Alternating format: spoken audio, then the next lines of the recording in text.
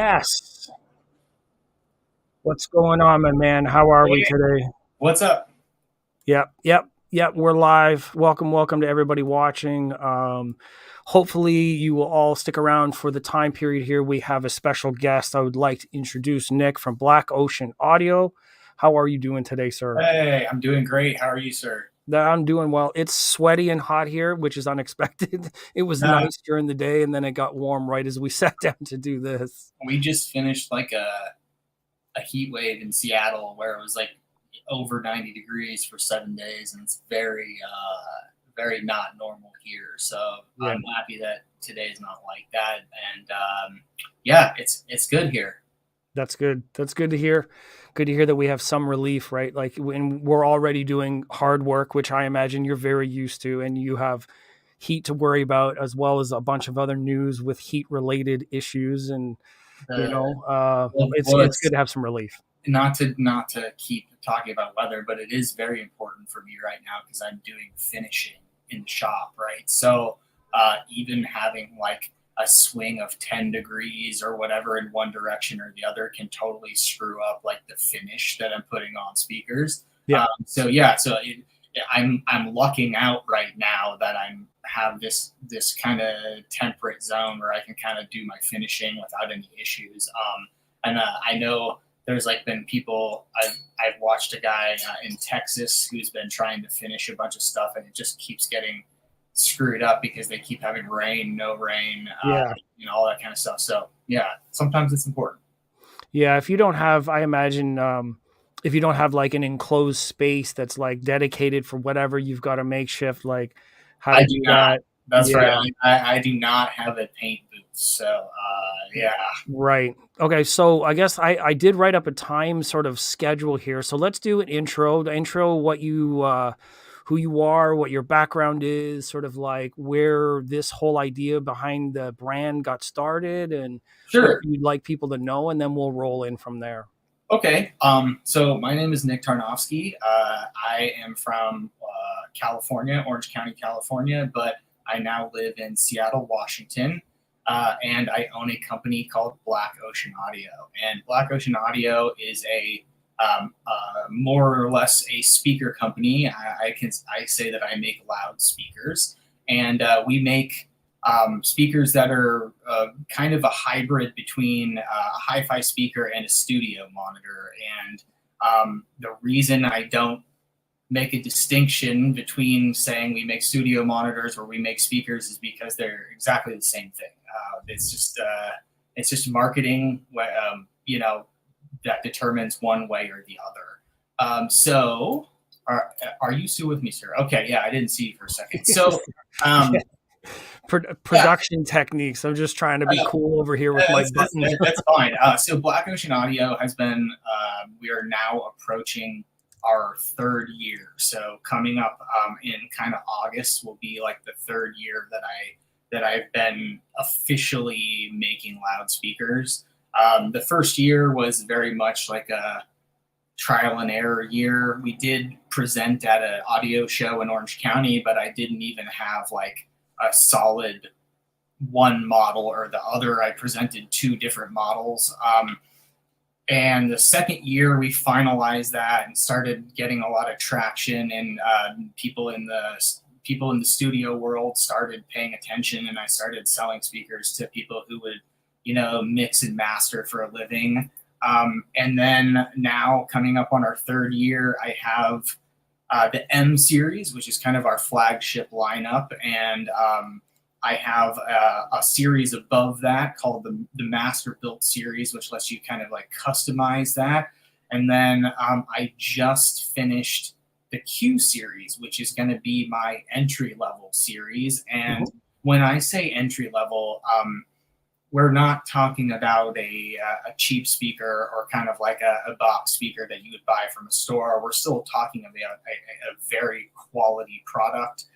In fact, I actually just finished the cabinets Nice. for the Q series here, and you can see how these are not just a traditional MDF box with a veneer on it. This is a full hardwood speaker, finished in black.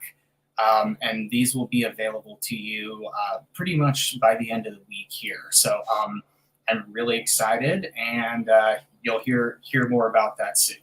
Nice. So that's the Q series you said. Yeah, Q series. So it's going to be the same tweeter as the M series, because that tweeter is really like, that's my brand. That's part of my sound signature. But the driver is going to be a little bit less expensive. Still a say-as driver, still a treated paper driver, but it just allows me to bring the price down. So the cost of the hardwood that's used on the cabinet is a little bit less than the walnut and the mahogany. So instead of like $13 or $14 a board foot, we're talking $5 a board foot. And then everything else about it is the same. So it's basically trickle down technology from the M series. So if you're looking to buy like if you're looking to get the most bang for your buck in terms of what you could buy from Black Ocean Audio, this is going to be what you want to look at. Cool. I think what I'm going to do, I'm going to bring up some of the photos that we have for everyone to take a look at, and you kind of walk through the same things you're mentioning, but then we'll take these visual references and kind of talk our way through these. Yeah. So these are the products. These are Nick's magic that we're talking about. So yeah, each of the images, we'll just scroll through them and give us a just description of what we're seeing. Actually, I'm glad you clicked on this picture first. So what you see here is actually not a product that I carry right now. So this was that original hybrid kind of speaker that I made, where you're looking at an M series cabinet with a Q series speaker package in it. So this is the Q series speaker package that you would see loaded into this black cabinet here. Right. This would be an M series cabinet. So traditionally, you would see the driver with the gray and the silver phase plug. Yep, that would be the traditional M series. I did my research, my man. I know enough about what's going on in the shop that I have some stuff prepped based on your references. That's awesome. Good. Awesome. Yeah. So what you're looking at here, this is a knick-knack. And the knick-knack is a two-way speaker based on a 4.5-inch treated paper driver. And it has very, very high quality crossover parts, all air core inductors. We use Clarity Cap. I'm a big fan of Clarity Cap, and I don't quite have a direct professional relationship with them yet, but that's something that I would, consider in the future. And then the tweeter you're looking at is our OW1 tweeter. So it is a hand painted dome, and it's 3/4 dome. And a lot of people say, why don't you use a 1-inch dome to have better power handling, or to, essentially allow for a greater SPL? Well, my answer to that is speed. That 3/4-inch dome can handle speed at a much greater ability than a 1-inch dome. And so that is a tweeter that I spent 2 years trying multiple versions of and all this kind of stuff, and what I've selected is by far and away my favorite. So Nice. That's what you guys get in the M series and the Q series. And the Q series. Cool. Yep. So I heard a word being used there, and just for clarity for someone that may be listening, when we say the word speed, can we maybe break down what that word means to you? And then and that's the good point. Terms, because it's like there are a lot of descriptive words that audio people will use and whatnot, and speed is often one of them, and it can be misunderstood. So in this case, sure.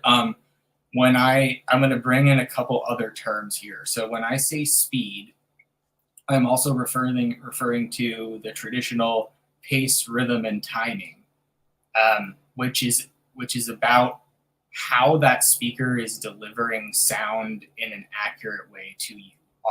And it's also about, especially in the tweeter, how quickly that dome can start and stop, and produce transients and also produce black noise. So when I say that, can it be absent of sound just as quickly as it can produce sound? Right. I'm sorry, I am not an engineer in in that level of depth where I could like go into the mechanics of it and describe Right. it. But basically, if you think about just a membrane moving, right? Right. There's yes, you can have this big membrane that can produce lots of air and lots of sound, but it can't start and stop very fast. Right. That tweeter can start and stop at an incredibly fast rate, which translates to accuracy, basically. Right. So in more common terms, you say that the transient response of the tweeter means that it's got less distortion because it's able to reproduce sound waves more accurately. I don't want to get necessarily into distortion because that's a different Yeah, I but, don't but mean like electrical or signal. I just mean in terms of like it can inaccurate return wave form. it can return to its original position, and it has the ability to just vibrate quickly. Right. Yeah, and that's like I said, I don't want to get over my skis Yeah. in the science department here, but it's something that's very audible, and if you spend a lot of time in front of speakers, you start to understand even in the mid range, right? Like how once you get past kind of this 4.5 inch size driver and you move into the 5 or 7 inch drivers, Yep. they start to lose the ability to translate super accurate mid range as well. So it's the same. So it's kind of the same thing, right? I prefer a smaller dome tweeter, and I would prefer a smaller mid range driver versus a larger mid range driver. Same idea. Right. Right. In Cool. in those choices, I'm going to play devil's advocate for some of the questions that might come up. Do you find any, or what, if any, compromises do you make given those choices with a smaller tweeter, smaller driver size? What are you gaining? And then what are some of the compromises where you might be losing in an area? Yeah. So it definitely you lose the ability to handle two things, and so I work around these things, right? A volume, that tweeter isn't going to go as loud without breakup or distortion as a one Right. dome tweeter. So that's just I'm not, but that level is so loud that that's beyond the level that you should be like listening anyway. So Yeah. I don't worry about that. I prefer the quality versus the loudness factor. Like it's like I had a pair of Klipsch horns in my studio recently, and like they're so loud. I mean, oh my god, are they loud? But the quality is just not. It's so that's the trade-off Right. there. Okay. Then crossover point on a 1 inch dome, you can bring that tweeter down and cross it over in like maybe like the 1500 to 1800 region. Whereas like on a 3/4 inch dome, you probably are looking at like 25 or above for an appropriate crossover point. And so, yeah, for the way that I design loudspeakers, it doesn't tend to, those two things don't tend to matter all that much. And so, but those are the trade-offs, right? So if you're a person that's maybe designing a speaker that you just want to have like,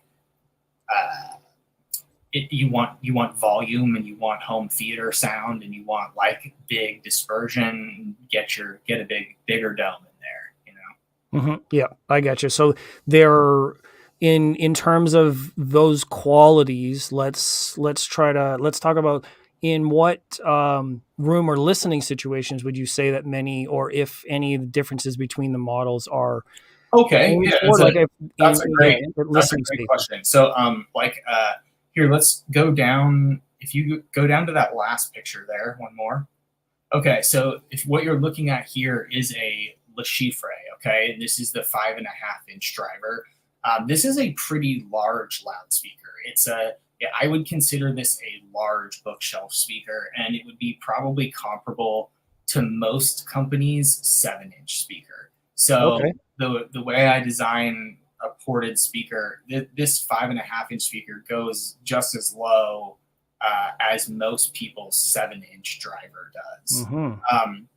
And so this is designed for like a midfield listening situation. So you would probably have 5 to 6 feet between the speakers, and then you would be positioned maybe 4 to 6 feet away from that. So this in a studio, this would be like out, right? Right. And the knick-knack, which if you want to just go up one, yeah, This one? yeah, this one. So if you, it's hard to tell, but they're actually very different size speakers.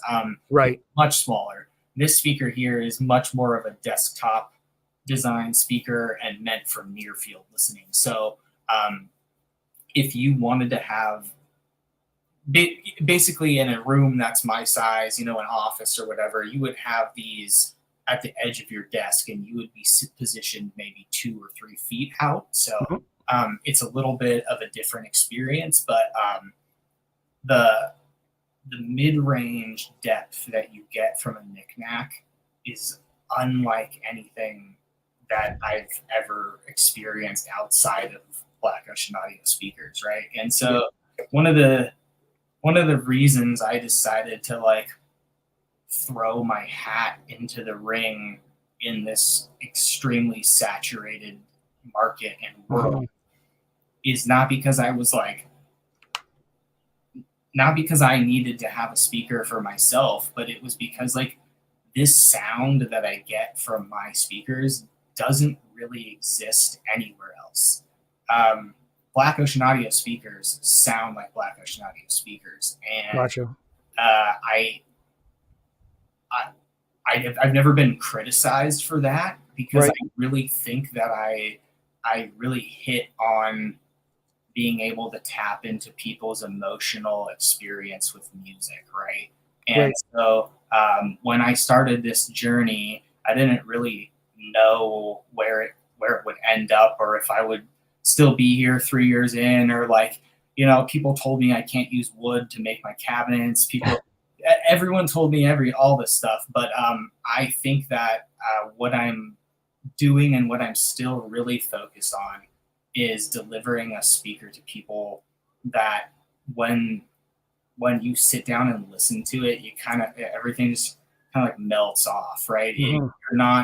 You're getting an extremely articulate, amazing experience that provides analysis. But if you don't want to be sitting and listening in an analytical fashion, you don't have to, right? The tweeter is not glaring.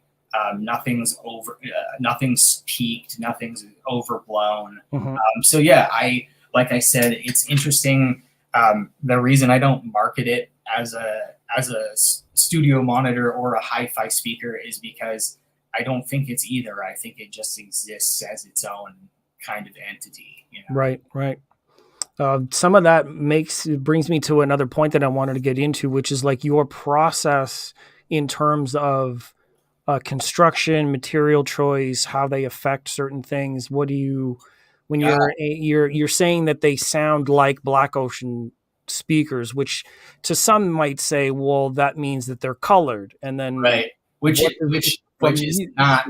definitely not true, right? So I want to give you the chance to talk about like the process of like your driver selection. Why have you taken? We've talked a little bit about what those are, the crossover components. So your process for like building and like how they come to a finished product with this idea of sound in mind. Yeah. So let me talk about the cabinets first, and then I'll move to the driver selection.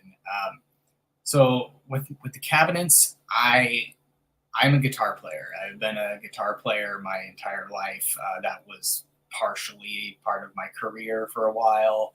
And if you play guitar, you understand that the wood that your guitar is made out of not only affects like the performance, but it actually affects the sound and like the delivery of how the instrument like essentially like breathes. And so when I started building speakers, I first started building these really dense MDF cabinets. And then I realized that I didn't necessarily like what I was hearing. And the reason I didn't like what I was hearing is because it wasn't natural. And so I found my way into this kind of understanding of like natural overtones and the role that they play in subtly shaping our hearing and our listening experience, right? And so I basically developed this cabinet methodology where I could stabilize hardwoods where they wouldn't move around, in addition to using like a plywood kind of inner body, so to speak. And I chose guitar woods. So I chose walnut, I chose mahogany, and most recently, people are going to criticize me for this, but I chose oak for the Q series cabinets because oak has a very similar property to walnut. When you tap on it, when it vibrates, things like that, it controls the sound really well. So the natural overtones that you get from my cabinets are pleasant and they sound like a natural instrument rather than being one particular tone that you would get from a ring out of like an MDF sheet. That MDF sheet is just going to ring at one particular tone. Right, like all MDF has the same MDF sound. It's all the same, exactly. And so I spend a lot of time selecting my woods. Like I actually go out to have wood milled from one tree, or I actually go out and select boards that all sound the same when I'm constructing my cabinets. And it's up for a debate if you want to quote unquote if you think that's important or not. But that is why when you listen to my speakers, they don't sound like an MDF box with a veneer on it. Right. It's very different. And the other reason I do people ask me all the time, why do you round over your cabinets, right? Why are they not square boxes? I know people really like the aesthetic of a square box. I even like that. But if you are going for ultimate sound quality, having a 3/4 round over on the outside of your cabinets plays a significant role in decreasing diffraction, especially when your drivers are mounted on the face of the cabinet like that. So I think that probably covers the cabinet design choices there. The one thing I wanted to know, because I've seen we don't have really any kind of live video. Well, I guess I can pull up a clip without any music over it for live. Like you're in the wood shop in the studio. There's some Instagram video that we can get into, but the construction of the cabinet, is it one? Are we looking at one solid real wood piece all the way through, or is there something that you can share that you'd like to share about the construction itself? Sure, I can share this. So okay, with wood, all right, so but Magico, if you're looking at a Magico speaker, right, the way they design their speakers, it's very, very ingenious, and because of the material, it's very light and there's no movement on it. Okay, so I wanted to create that same type of thing but out of wood. So I wanted to make a cabinet that was essentially light and fast but also didn't move. So there is an inner, quote unquote, inner box that exists in this cabinet that's made out of a couple different composites and a certain type of plywood, right? And that plywood is extremely stable. So that plywood isn't going to warp or move or anything like that. And then on top of that plywood box is how I attach my wood panels. And I'm not going to get into the specifics of how I do it. But let's not do that. Very there's joinery involved, and those panels go on in a certain order to produce a box where basically the vibration spreads out and moves from that driver through the cabinet backwards. So it's braced in a way where if you can imagine holding onto a steering wheel, right? That's essentially what the cabinet is doing. And if you get into an accident, right, you want it to be really stiff, but you want it to spread spread out, so it's like this, right? And so I designed a cabinet that essentially takes that energy and spreads it out into the cabinet. And it's not crazy rocket science, but it did take me a couple of years to kind of figure out how to do that and what would sound the best. You know what I mean? Mm-hmm. Yeah. So I got a question here. True Voice of Reason came in. It's a good evening to you, sir. I'm glad you're here and asking questions. So yeah, a very long day trip. I'm sure you gave deets already. What are the sizes of the, it says rivers, but I'm sure he means drivers. How So are for you the doing, different sir? models, or just basically give a recap. Yeah, thank you for being with us. So currently, right now, I have a speaker that uses a 4.5-inch driver, and then another speaker that uses a 5.5-inch driver. Coming out soon, I will have. I don't want to get too ahead of myself. Don't say too much. We can do this again when it's all ready. It's all Okay, good. all We right. can have So we can there have anybody who's watching who gets curious to come back and keep paying attention, or they can all follow you on your Instagram and your webpage for all the details that are coming up. Right. So okay. So currently, I have the Knick-Knack, which is a two-way 4.5-inch. Hey, Larry. And then I have the Le Chiffre, which is a two-way 5.5-inch bigger speaker, and that can stack on the Pale King, which is two 5.5-inch drivers as well. So currently, there are no Black Ocean Audio models that go above 5.5 inches, but that is changing rapidly. Right. So Like what you see here, exactly. right. And then this one, the mother of all stacks, the one that I adore the most because I'm a sucker for tall and narrow towers, which we've discussed many times in previous phone calls and text chat. Where I guess I'm a little stubborn on things, but then I've never actually gotten the chance to come to the U.S. to hear these in person. And I'm sure that the qualities that you named, the transient, the clarity, that kind of like naturalness of the sound that you're creating might win me over, and I might be more than happy with what you've done despite my stubborn focus on narrow towers. So speakers are an interesting thing, right? Because like that's what she said. There's that it's really hard to say like you will love this. As a person who deeply enjoys audio and understands the like how specific audio is as of an experience to people, it really is impossible for me to tell you this is going to be the best speaker you've heard, or Oh, this yeah. is the best speaker for your money, or whatever. Like I can't say that, but what I can say is that in all of the all of my time listening to speakers, all of my time recording music, and all of my time kind of like being involved in music in a deep, deep way, these are the speakers that I would take with me to the desert island, right? And Nice. and so like that's all I can say about it is it moves me in an extremely deep way.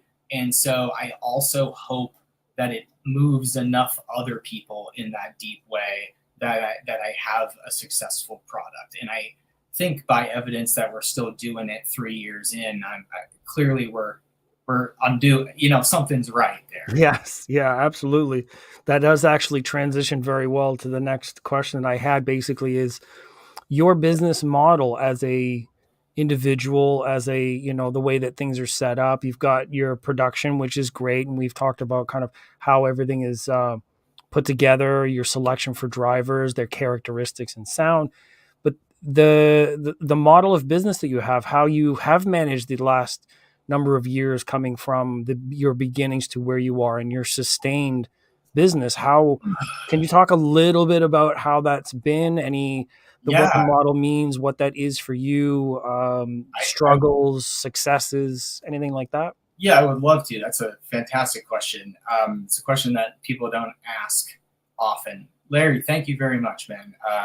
That's going to be part of Larry. Those are going to be part of the master build series. So if you want inlays in your speakers, you can order a master build package and get those.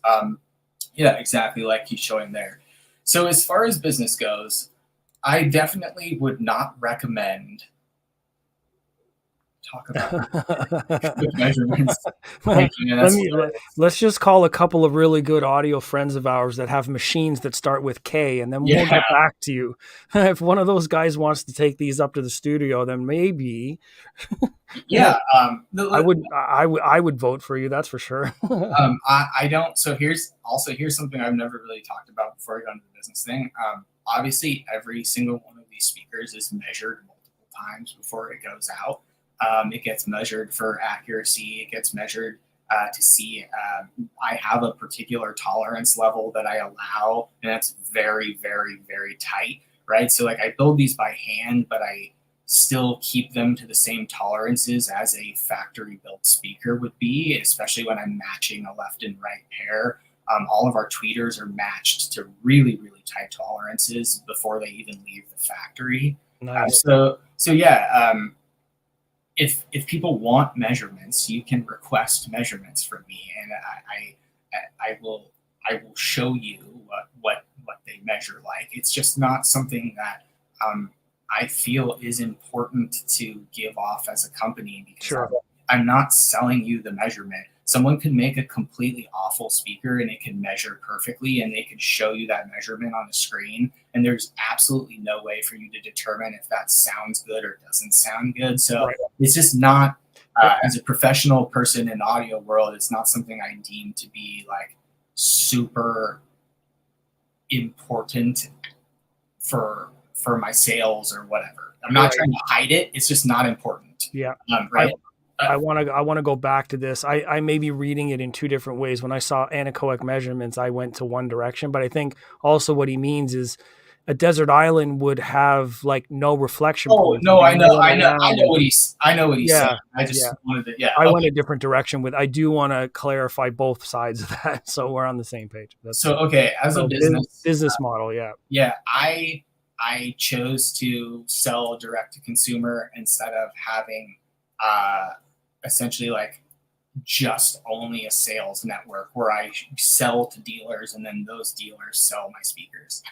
It's very similar to like PS Audio does that. They're a direct to consumer company, and I just felt that when I was starting, that was the best way that I could control what was happening, control the quality of what was going out, and also kind of build a brand without being stepped on or having too much outer influence or being beholden to do something in a certain way. Mm-hmm. And I'm not sure from a financial standpoint that that's the best move. Like if you want to start an audio company, the best way is to get a whole bunch of investment money, have it dumped into one product and get that product out to dealers and start selling.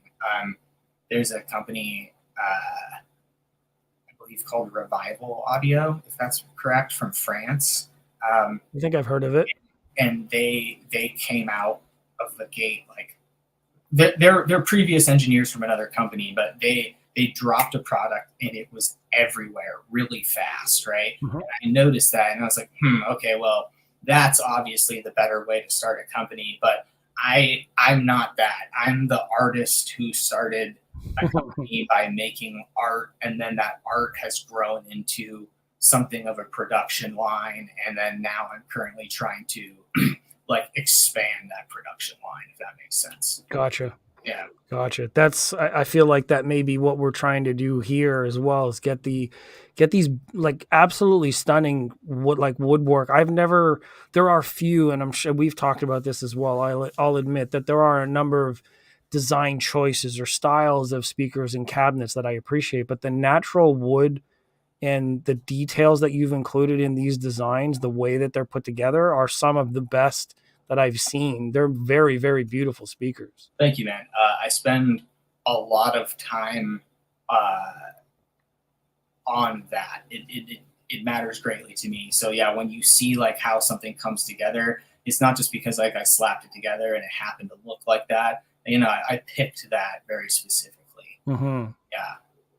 Yeah, it shows that part of that, what you had mentioned there, is you're the artist with a number of different visions and creations that you're bringing to market. And doing, doing the business model that you have, doing it this way because that's the way you can do it. It's I mean, I don't want to speak for you, but from what I'm hearing, that's the way that it has grown naturally, Yeah, while you still maintain your vision and control, so to speak, of the way that it grows. yeah, and that that's why everything is so slow with Black Ocean Audio.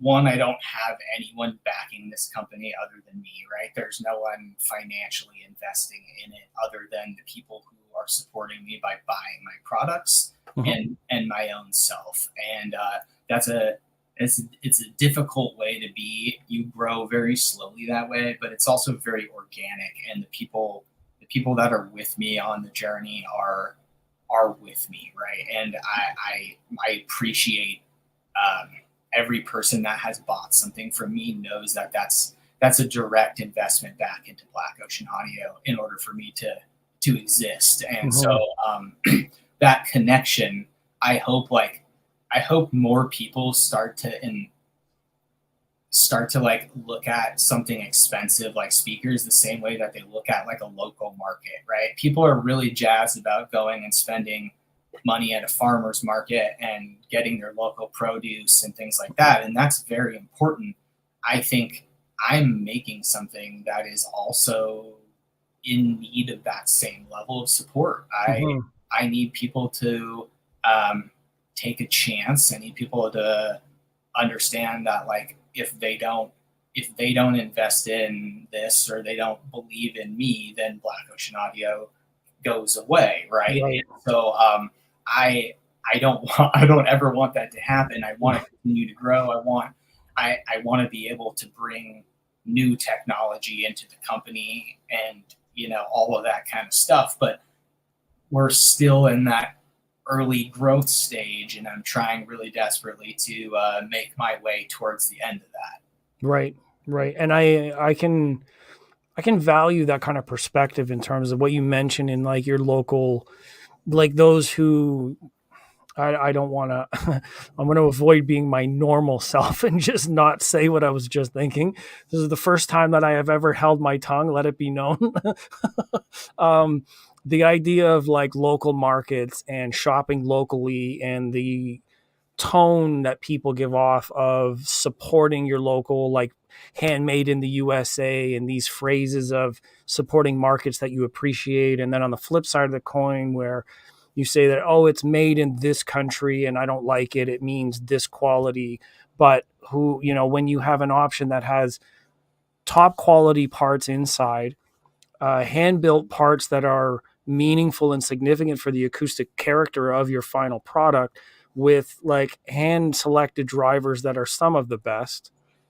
Right, and I'm not charging art piece prices, right? Right, These are not marked up. These are priced at the bare minimum that I can charge to both offer you a supreme value and me have a little bit of profit as a company, right? And right. so if I wanted to charge them as art pieces, I could just put the price as $10,000, $15,000, whatever. But like that's not what I'm doing. I want to bring this sound to as many people as I can. I want people to Absolutely. listen to Yeah. the speakers, and so uh, the more people buy them, the more I am able to increase my production, and the less expensive things get, and the more people will have them, Yeah.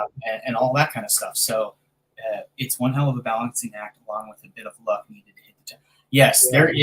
there is a considerable amount of luck needed to get through and hit that target, but we're moving, we're doing it, and just people keep having me on their things just like this, and I appreciate that kind of support a lot.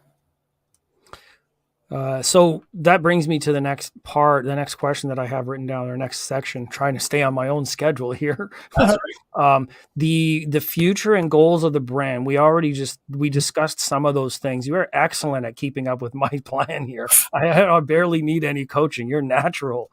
Yeah, the future meaning any sort of plans you can discuss Yes. not like it can discuss. I mean, obviously, don't throw your whole Um, hand down, but and goals obviously is to have people, yes, purchase them, but let's dial back from purchasing, and then I'm going to lead with the idea of how do people hear them.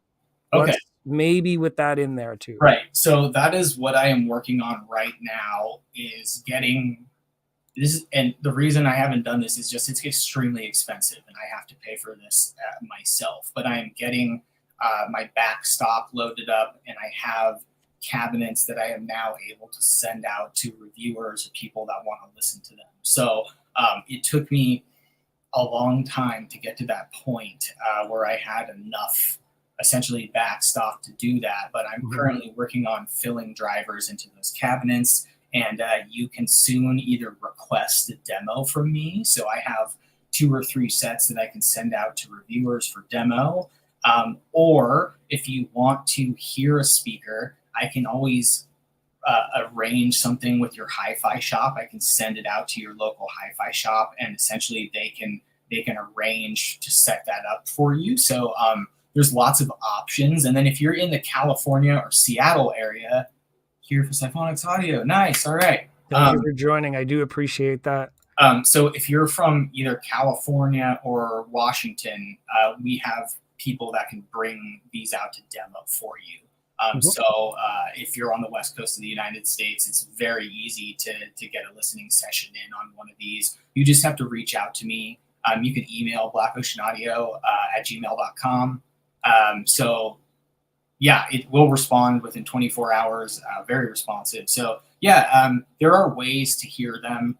I understand that it's not like the traditional way where you'd walk into a hi-fi store and they'd already have it there for you.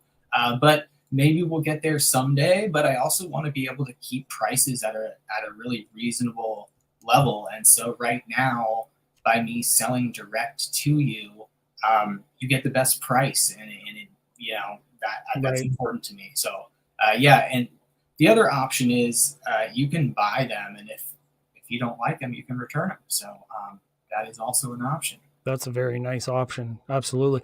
I mean, the same sort of principle applies to a lot of these direct to customers. Will they'll have like this purchase to listen trial period, whatever that deal is, and Right. that's really nice. You have that sort of sense of security and like I option and I have to offer that because just like we were talking about earlier, like how do I know that this is going to be the speaker for you? right. I don't know that, and I would feel uncomfortable forcing someone into spending $3,500 on a speaker and then not liking it, right? Yeah. As myself as a consumer, I would not like that, so I'm not going to do that to people.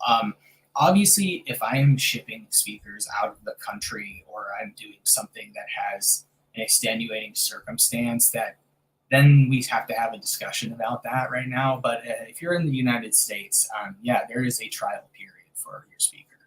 Absolutely. That's nice. That's very nice.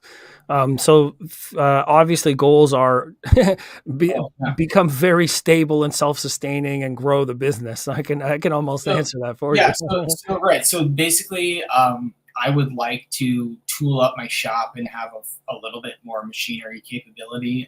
So I would like to get 1 or 2 CNC machines in the shop just to be able to take care of all those like mindless tasks. I currently have to cut every single panel by hand, and it's very, very tedious. If I Mhm. could do that on a machine, it would not affect the construction or quality of the speaker at all. It's just basically taking labor out of my hands. Right. And if I can take that labor out of my hands, I can also make the price of the speaker less. Right. So that's something that I would like to get going.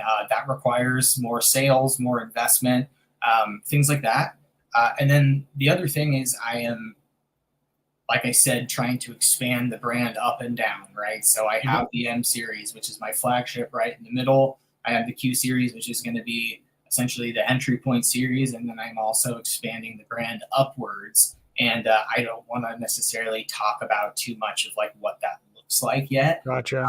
Gotcha. But those when I go upwards, they will be very focused on people who use speakers professionally. So I'm essentially trying to design a mastering stack or a mastering unit that accomplishes every single thing that you could ever want from a piece of audio gear while you're listening in a focal pointed area, right? And so Gotcha. I'm still working on that. So like I said, I'm not too much, but that's the goal with Black Ocean Audio, is to um, essentially maintain both a presence in the professional and hi-fi market, very similar to like how Amphion Right. operates. I'm a huge fan of Amphion Same. from just a listening perspective, and also from the way they kind of like market and brand their company.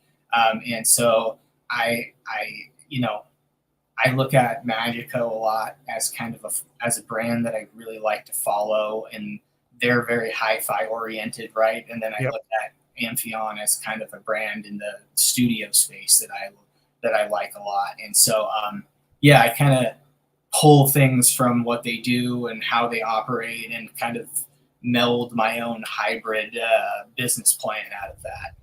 Gotcha. Gotcha. And that's awesome because they seem to both have quite reputable, reputable images. They are obviously very successful and growing, and they're in these different spaces. And you mentioned, and it's not obvious when people see these, that your background, as you were saying, is both in the professional space, which is like studio recording, mastering, and the hi-fi space. So they're capable of doing both tasks with the same character and quality That's right. across the range. I've both been in studios working and being a musician, and I've also been a contractor for 10 years installing speakers, doing listening rooms, home theaters, in ceiling speakers, you name it, right? And Hmm. so I've been around kind of like both channels of audio, and I've realized that like there is no like certain set thing that makes something something. For example, I had 2002 Ford Expedition that had this like insane speaker package in it. It was more detailed than any studio I've ever sat in my life, and this was in a car. But I've just had these experiences with audio that make me realize like how flexible audio can be, right? And so yes, you design a product, and that product generally has a specific use case, but that's only because you're marketing it that way, not necessarily because there's like some limitation. Like, think about it, like BMW speakers get used in recording studios all the time. Hmm. People at the Abbey Road Studios very famously uses BMW speakers in their mastering room. And so it's like, did BMW design those speakers for hi-fi, or did they design them for mastering? No, they just designed the best speaker they could make, right? And Yeah. so that's my theory on speakers. Yeah. I want to share the web page here. Let me see. Here's the web page. I've just loaded up to the models here. We have the M series and then Q. So I've left the links in the chat window there for anybody to click and just view. I will also put them in a description for everybody after the fact that watches this video later on. Check them out and scroll and have a look um, at the web page. Anything on the web page or navigation through the web page you want to mention? Sure. Yeah. Let's talk about it for a second. So click into the M series there, and let's look at that real quick. So as you can see, there is kind of two things missing, right, from this M series page. That speaker, the midfield monitor, and then down lower, the Electric King. And so I am still kind of deciding if I'm going to come out with a 8-inch powered sub companion for the M series. And so that's something I'm still kind of like playing with and working on. Subwoofer technology is like a whole nother can of worms, so to speak. And so I want to make sure that if I offer something, it actually like fits with my brand well. And then if you go up again and look at that missing speaker up there, I still do not know if that will be an MTM or a three-way, and so Okay. I have yet to fully determine that. But basically, when I let me read this real quick. I think consumers will be more intrigued after they see our scene in studios. You can also get a 3D rendering route to give folks an idea of vision how they look in various environments. That's not a bad idea. It's very expensive to do that, but you're correct. That would be a good investment. Yeah, I would. Studio, okay. People in studios are not the same as people who buy speakers and take pictures of them, right? So when I sell speakers to people who use them professionally, they're not always interested in putting it out there or marketing it or letting people even know what they're using, because essentially, like, what they're mixing and mastering is their product. And if people, it's a tricky situation. And so I'm working on that. I'm working on getting some like musicians in there as actual, these are musicians who work with Black Ocean Audio studio, people who work with Black Ocean Audio, kind of that kind of thing. It's coming. So where were we? This one being. Oh yeah. So again, I haven't determined exactly what that's going to look like, but as I develop the upper series, that technology will trickle back down into that speaker, if that makes sense. Gotcha. So the one that goes above it has to come first. Yep. And then that gets trickled back down. And then, I currently have the website set up where there's a custom shop and then an in-stock section, and then also a master built thing separately. Yep. And I'm trying to kind of get rid of that. So the custom shop and the master built thing will become one thing. So you'll be able to buy a master built speaker that includes those options from the custom shop. Right. That makes sense. So that's going to be one thing. And then I'll have my just general in stock and ability for you guys to purchase in a more of a one-click manner where, if you decide, hey, man, it's time to pull the trigger, you don't have to call me or send me an email. You can just go on the website and pull the trigger on a normal set. So right. I'm trying to make that more accessible for people. Yep. Oh, it looks awesome. Let me just switch this up. I want to share the Instagram as well, because there's a lot of really cool stuff you have on there. We'll move this one. This background production stuff is fantastic. Okay, so here we are. This is the I would say this is the mainstay. I find like there's a lot of activity that happens on your Instagram. I agree. It's where I interact with people the most. Yeah. Yeah. So this is the Instagram here with a lot of, there's some of the videos of this video came out the other day. I think this was fantastic, which I can't play any of the audio. I don't want to do that, but just if you want of the studio itself, testing space. That's right. This is my kind of like a lower pit studio testing space. It's very, very damped. So, I have it set up in the audio quality in there is really nice. You're listening to the speaker. You're not listening to any reflection from the room. So that's where I do my testing currently in Seattle. And then so you see that thing on the floor down there. This is another one. A little bit closer. This is a different, same space? Same space. Yeah, just different time. Yeah, different setup. So let me go back. Yeah, describe what we were looking at there. So if you see that thing that's sitting on the floor there, that's actually a powered 12-inch speaker, and so it was the beginning of my journey with playing around with the difference between what a subwoofer sounds like in a room versus what a large speaker sounds like in a room, right? So like a 12-inch driver is not the same thing as a 10-inch subwoofer. And so I'm playing around with like essentially how those things interact in the room and how they essentially join with the speaker. So right. So integration testing as well as just not just finalizing your own crossover or final sounds. You're doing like real world scenario stuff with measurements to check all of those different aspects. That's exactly right. And so I hope all of that is going to like show in the work that I have coming out soon. You know what I mean? But yes, I've taken it to that level where I really, really want to understand how things tick, why they work, and what happens when you do what, you know? Let me see if I can actually. Yeah, there we Here we go. go. So this question at the bottom is we also intrigued if I saw the crossover parts, but I know not manufacturers do that. So sometimes it's okay. Tube connectors is already a good idea. Finish looks awesome. So you're getting lots of really high level compliments here, which is Thank you, man. Yeah, great so to hear. let's talk about that. So they're not technically tube connectors. That's exactly the same concept, though.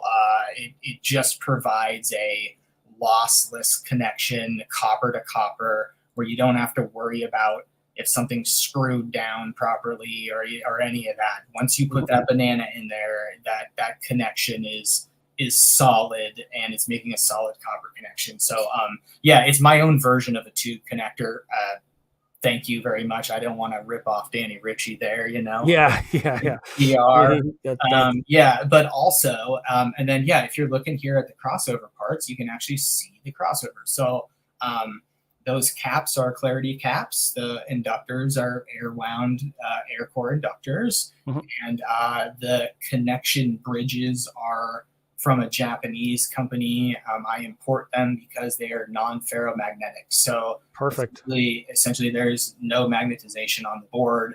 And I personally, to tell you the truth, have never really been able to hear the true difference between swapping a normal high quality bridge into there and having the non-ferrous bridge. But I don't want to mess around and not have it, if you know, if you get what I'm saying.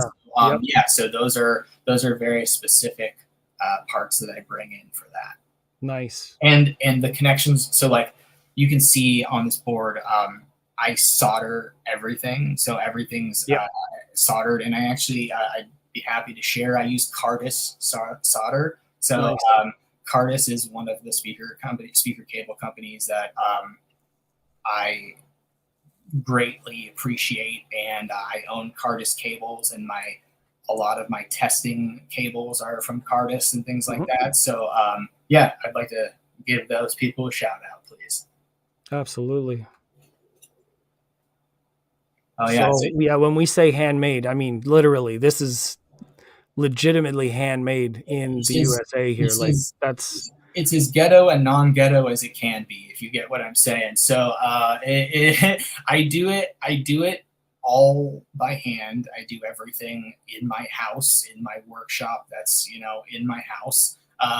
I'm very careful. I, you know, take the same care with parts and have anti-static benches, and I use extremely high quality solder, and you know, all the things that a normal company would do in essentially a clean room environment, I try to simulate on my own. But yeah, I've never had any quality issues, so to speak, in that department. So yeah.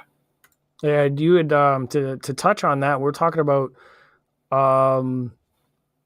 never any issues with product, like all positive reviews that I hear. And yeah, I had one speaker I shipped out that had like a loose screw terminal where the client just had to tighten the screw back down. It just came loose in shipping. I don't put any like thread locker or anything crazy on the screws, because like I truly feel like if you need to replace a driver at some point in the speaker's life, like I don't want you to have to break the speaker in order to do that, right? So yeah.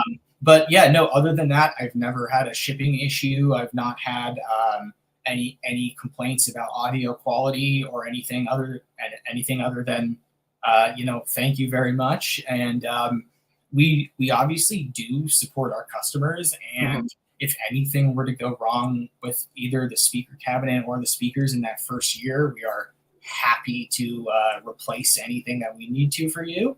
But yeah, haven't had an issue as of yet, and so I'd like to, you know, keep that quality record going. Yep. So I mean, having your hands on everything yourself and overseeing everything top to bottom ensures that quality is going to be part of it.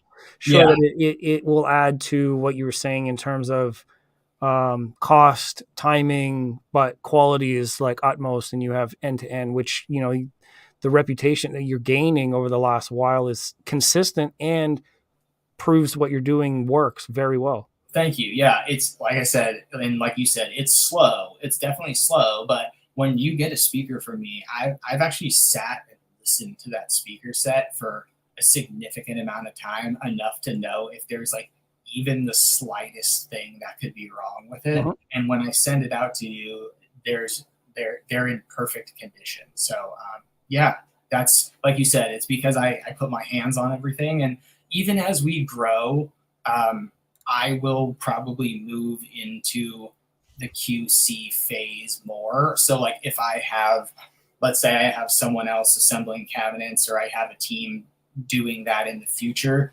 I will always still be the person that makes that final check mark or signs it off, because Mhm. like I think that that's really important and something I care a lot about, you know. Nice. I mean, that's important. I don't want to get started on QC because I have I have a good side for that, and I also Well, have it's an extremely terrible side for that. you, So you I'll see just admit it. tough. It's a tough thing for companies, but I think that it's one of those things where if you're just honest with yourself as a company, your QC isn't hard, because if something goes wrong, tell the client, say, hey, this didn't work out. I had to reorder this. I had to do whatever. And I mean, they might be upset with you, but then when they're receiving their final product 7 days from then or 10 days from then, they know that they're getting something that has been perfected. There's Right. no issues. And, I, like I said, I try to treat the customers of the company the same way as I would want to buy something that's really expensive like that. So Right. yeah, Right. That's like the golden rule, right? You treat others as you'd that, have that's them right. treat you. That's awesome. That's awesome to know. I think that's just about everything that I had on the agenda, aside from this other topic of like, we've talked about the gear, the business, the ins and outs, the hopes and dreams, and all these other things that have to do with that side of it. I want to open up the floor and just talk about like our experiences with music. And we'll Yeah. step Okay. away from the product and like, and let's not forget about, I mean, you're a musician, you play guitar, you mentioned that the choice of wood here, I'm showing an image of the inside of the cabinet, which you've talked about. And like our sense of music, I played drums for a while. I dabbled with guitar, but my fingers hurt too much, and I'm a weakling. So I was more into swinging my arms like a caveman. Um, so let's talk about some music and how maybe each of our experiences have been. I've got some pretty decent gear at home, and we've listened to the same music recently. So Oh let's yes. let, Let's talk let about let's let's talk about let's the go into album. some of that. What So okay, so I one of my absolute favorite bands in the world is a band called Fallujah, and I know that you and I both recently listened to the new remaster of one of my favorite albums of all time called The Flesh Prevails, right? And I said, hey, listen to this and let me know what your opinion is on this, because I have some uh, rather strong opinions about the way that the remaster came out, right? And so let's be, what kind of music do you use to design a test? So that's interesting. We did open the floor for music, so that's a valid That's question. a valid question. We can go into it. I have some thoughts. I don't design, but I have some Let me thoughts. come back to that. Let me come back to that. True voice of reason. If we don't touch on it again, ask it again. Okay, so we'll come back to that question. But this album got remastered, and this is one of my absolute favorite metal albums of all time. And the original is it's very busy, but it's very clean, and it's expansive in a way where nothing is intrusive. And even when the album becomes harsh, there's nothing actually harsh that's occurring sonically. And it I consider it to be one of my favorite and most skillful metal recordings ever. The remaster is as if they took all of the gray area out of the record Mhm. and just have highlighted the individual instruments. and not let any of the transients or any sounds beyond those really sharp tones be present, right? And so, like, if you were to take a stem of each of those instruments by themselves, you might say, "Oh, this sounds better," or "This sounds like the compressor they use is better," or like there is something more 2024 about this tonality of the instrument.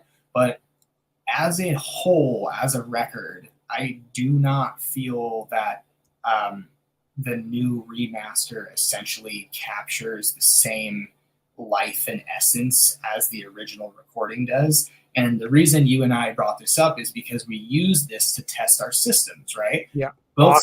I often turn to metal as a selection choice because of what we talked about, like really early on, was transients and That's right. the idea of the components and the speaker keeping up with a music that is, in all intents purposes, it's extremely intense, it's dense, and it's extremely fast. One of the best so like I don't want to like throw shade, but like there's a company, Harbeth, that exists. They're an incredibly huge speaker company. I love the way their speakers sound, but if you play anything with double bass on any of their monitors, they just kind of like fall apart. And so double bass in metal music and listening to like really well recorded albums in the metal world are 100% the best way to test an audio system, because it's not about cleanliness, it's about how well can the speaker capture and handle the dirtiness that exists in between the cleanliness. And Right. that's something that is really important when designing. And so tell me, if you had, when you listened to this remaster, did you also feel that it was essentially like each instrument had better tonality, but as a whole of an album, it was no longer balanced in the same way where it like brought the same emotional connection to you? Well, I will admit I did listen to it only on the Spotify version. I don't know if it's available on other streams. To be fair, listening to it on only one platform means that my experience with it is only limited to that. So I have to Mm. be honest about that. I didn't listen to it on Qobuz. I didn't listen to it on Tidal. I didn't listen to it on Apple. I don't even know if it's available in those It platforms. will be at some point. I'm not sure if it is now. Yeah. Right. So I have to just specify where my chain of signal is through devices that I've listened to it. It's also important. What I did notice is, yeah, there's a bit more separation. I also noticed that it's not as loud. So I don't know if they've changed the dynamics of the It's dynamic compression of the album, and maybe that's did something. absolutely. It didn't sound as loud at same volumes in room. Well, so yeah, there's definitely something that's happened with the dynamics of it, and like one of the things is like the drums are like I love this band, so I don't want to be like critical Oh, of it's the band. Like, fantastic music. this is a criticism of mixing and mastering, not a criticism of the music. But Yeah.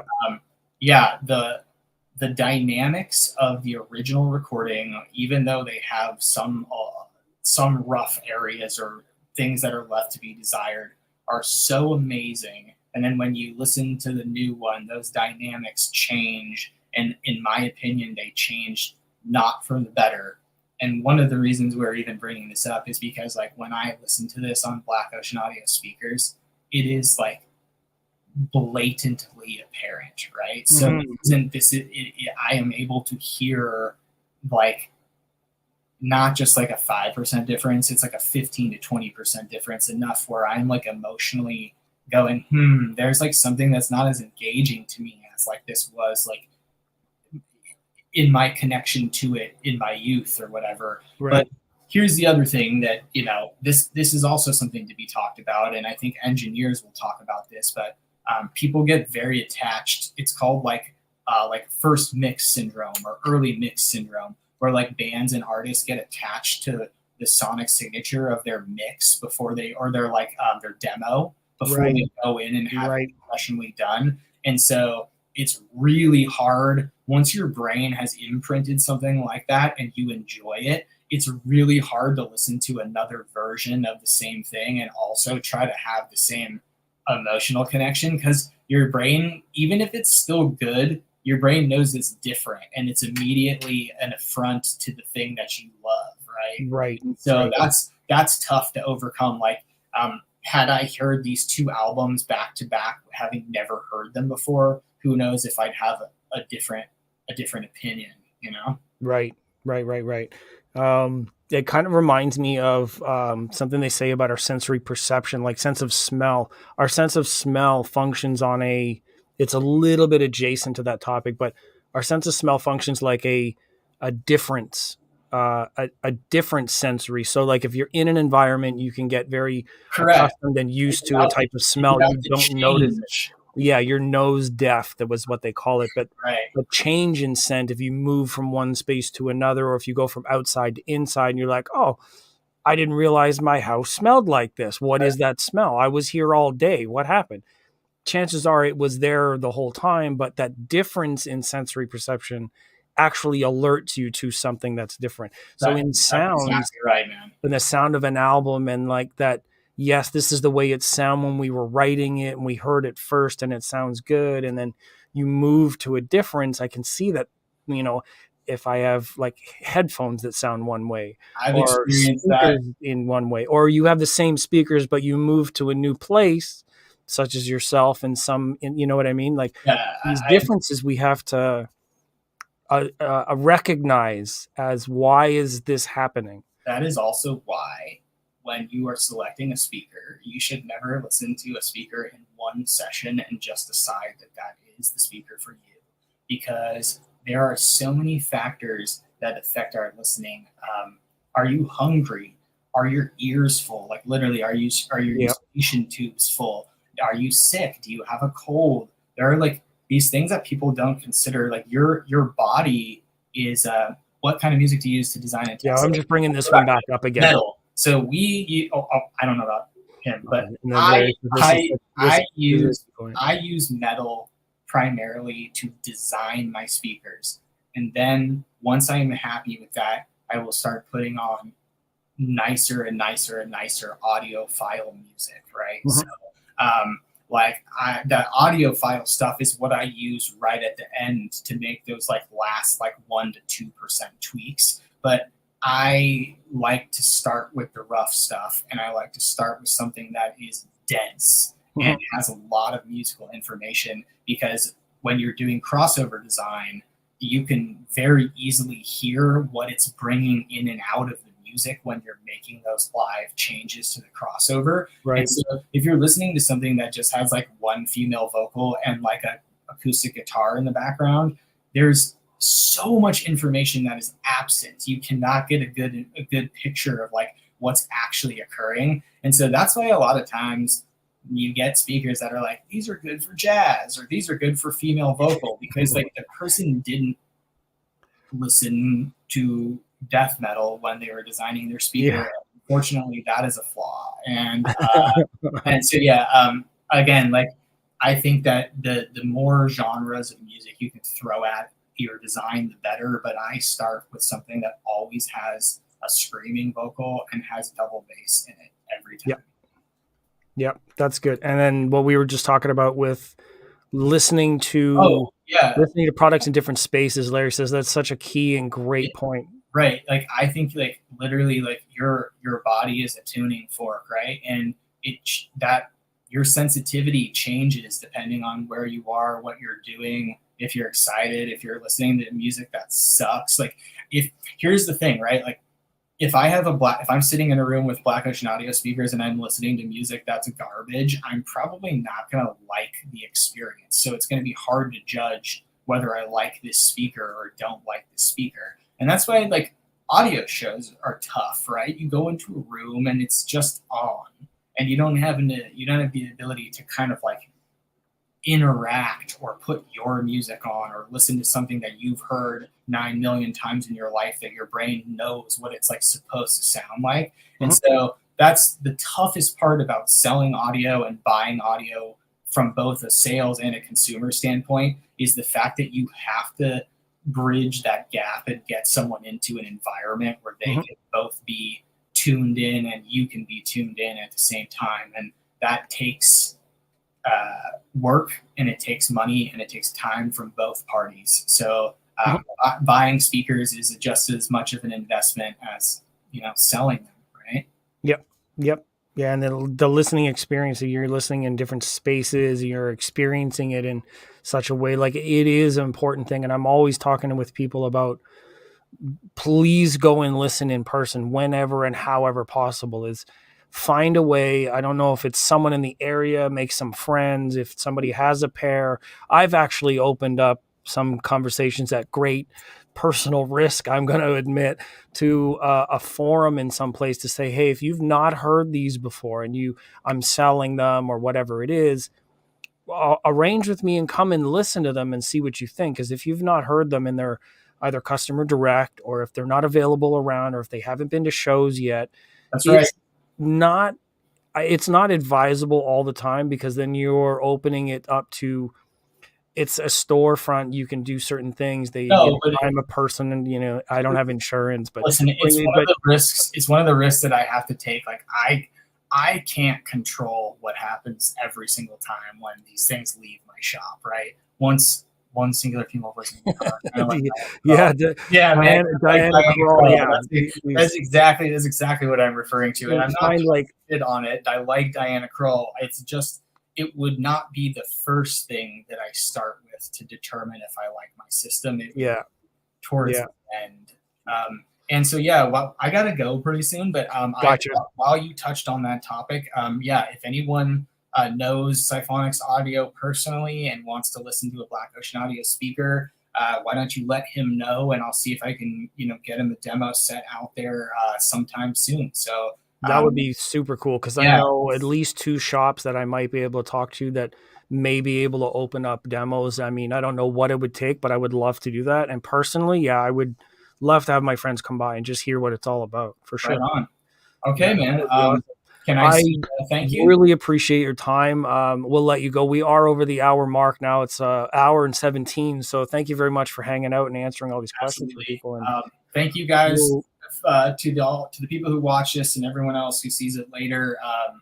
Thank you guys for your support. Thank you for keeping me in business.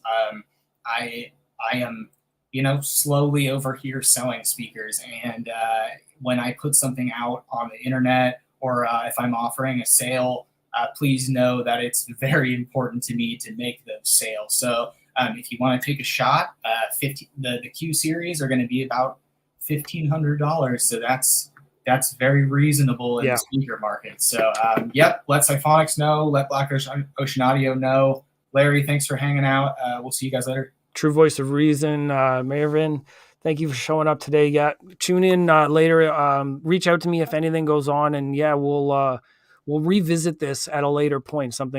Yes, we will. Something's new, something comes up, something we want to share, and then we'll try to bring this back, and we'll get Nick back in. All right, man. All right, you. thanks everyone. We'll see you next time.